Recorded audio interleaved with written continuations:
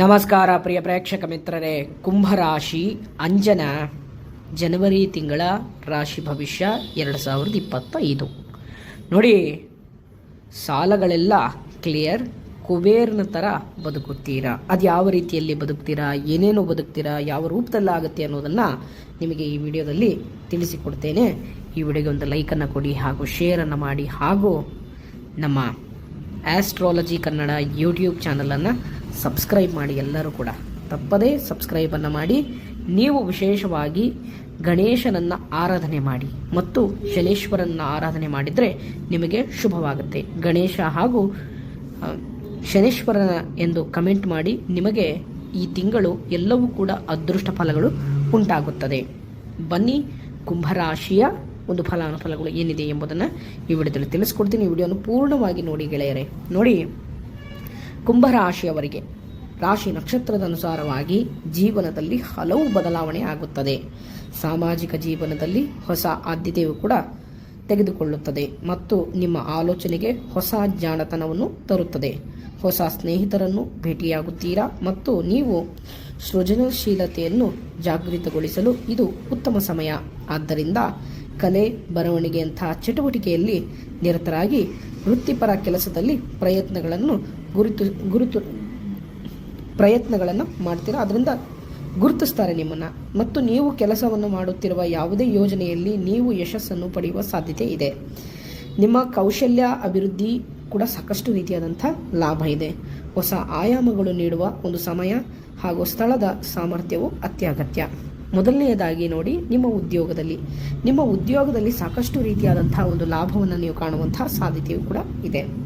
ನಿಮ್ಮ ಉದ್ಯೋಗದಲ್ಲಿ ಯಾವುದೇ ಅಡೆತಡೆಗಳಿಲ್ಲದೆ ನಿಮ್ಮ ಕೆಲಸವೂ ಕೂಡ ಸರಾಗವಾಗಿ ಸಂಪೂರ್ಣವಾಗಿ ಪೂರ್ಣಗೊಳ್ಳುತ್ತದೆ ಮತ್ತು ಈ ಒಂದು ಹೇಗೆ ನೀವು ನೀವು ಇರುವಂತಹ ಜಾಗದಲ್ಲಿ ಕುಬೇರನ ರೀತಿಯಲ್ಲಿ ಆರಾಮಾಗಿರ್ತೀರಾ. ಯಾವುದೇ ಒಂದು ರಿಸ್ಕನ್ನು ತೆಗೆದುಕೊಳ್ಳದೆ, ಯಾವುದೇ ಏನೂ ಆಗದೆ ಎಲ್ಲ ಸರಾಗವಾಗಿ ಹೋಗ್ತಾ ಇರುತ್ತೆ. ನೀರಿನ ರೀತಿಯಲ್ಲಿ ನಿಮ್ಮ ಕೆಲಸಗಳೆಲ್ಲ ಫಾಸ್ಟಾಗಿ ಕೆಲಸಗಳು ಆಗ್ತಾ ಹೋಗುತ್ತೆ ಮತ್ತು ನೀವು ಬಹಳಷ್ಟು ಕ್ರಿಯೇಟಿವಿಟಿಯಿಂದ ಕೆಲಸ ಮಾಡ್ತೀರಾ. ಉದ್ಯೋಗಿಗಳು ಅದು ಸರ್ಕಾರಿ ವಲಯದಲ್ಲಾಗಿರ್ಬೋದು ಅಥವಾ ಪ್ರೈವೇಟ್ ಸೆಕ್ಟರಲ್ಲೇ ಆಗಿರ್ಬೋದು. ಬಹಳಷ್ಟು ಕ್ರಿಯೇಟಿವಿಟಿ ಮೈಂಡನ್ನು ಇಟ್ಕೊಂಡು ಉದ್ಯೋಗದಲ್ಲಿ ಒಂಥರ AI ಅಂತ ನಾವೇನು ಕರಿತೀವಲ್ಲ, ಈಗಿನ ಒಂದು ಜಮಾನದಲ್ಲಿ ಆ AI ರೀತಿಯಲ್ಲಿ ನೀವು ಕೆಲಸವನ್ನು ಮಾಡುವಂಥ ವ್ಯಕ್ತಿತ್ವ ನಿಮ್ಮಲ್ಲಿ ಇರ್ತಕ್ಕಂಥದ್ದು. ಆ ರೀತಿಯಲ್ಲಿ ನಿಮ್ಮ ಕೆಲಸಗಳು ಪೂರ್ಣಗೊಳ್ಳುತ್ತದೆ. ಹಾಗಾಗಿ ಮತ್ತು ಇನ್ನು ಏನಂತ ಹೇಳಿದ್ರೆ, ನಿಮ್ಮ ಹಣಕಾಸಿನ ವಿಚಾರದಲ್ಲಿ ಬಹಳಷ್ಟು ರೀತಿಯಾದಂಥ ನಾನು ಆವಾಗಲೇ ಹೇಳ್ದಂಗೆ ಎಲ್ಲ EMIಗಳನ್ನು ಆದಷ್ಟು ಕ್ಲಿಯರ್ ಮಾಡ್ಕೋತೀರಾ. ಈ ತಿಂಗಳಿನಲ್ಲಿ ಎಲ್ಲ ಕ್ಲಿಯರ್ ಮಾಡಿಕೊಂಡು ಸ್ವಲ್ಪ ಆದಷ್ಟು ಇಷ್ಟು ದಿವಸ ಈ EMI, ಈ ಕ್ರೆಡಿಟ್ ಕಾರ್ಡು ಮತ್ತು ಈ ತಗೊಂಡಂತಹ ಸಾಲದಿಂದ ಮುಕ್ತಿಯನ್ನು ಪಡೀಲಿಕ್ಕೆ ಒಂದು ಹೊಸ ದಾರಿ ನಿಮಗೆ ಸಿಗುತ್ತೆ ಹಾಗೂ ಹೊಸ ಬಿಸ್ನೆಸ್ ನಿಮಗೆ ಸಿಗುತ್ತೆ. ಅದು ನಿಮ್ಮ ಸ್ನೇಹಿತರ ಕಡೆಯಿಂದ ಬರುತ್ತೋ ಅಥವಾ ನಿಮ್ಮ ಫ್ಯಾಮಿಲಿ ಕಡೆಯಿಂದ ಬರುತ್ತೋ ಗೊತ್ತಿಲ್ಲ, ಒಟ್ಟಿನಲ್ಲಿ ಬರುತ್ತೆ. ಹಾಗಾಗಿ ಆ ರೀತಿಯಾದಂತಹ ಒಂದು ಉತ್ತಮ ಫಲಗಳನ್ನು ನೀವು ಕಾಣುವಂಥ ಒಂದು ವಿಶೇಷವಾದಂಥ ಲಾಭವನ್ನು ನೀವು ಕಾಣುವಂಥ ಸಾಧ್ಯತೆಯು ಕೂಡ ಇರ್ತಕ್ಕಂಥದ್ದು.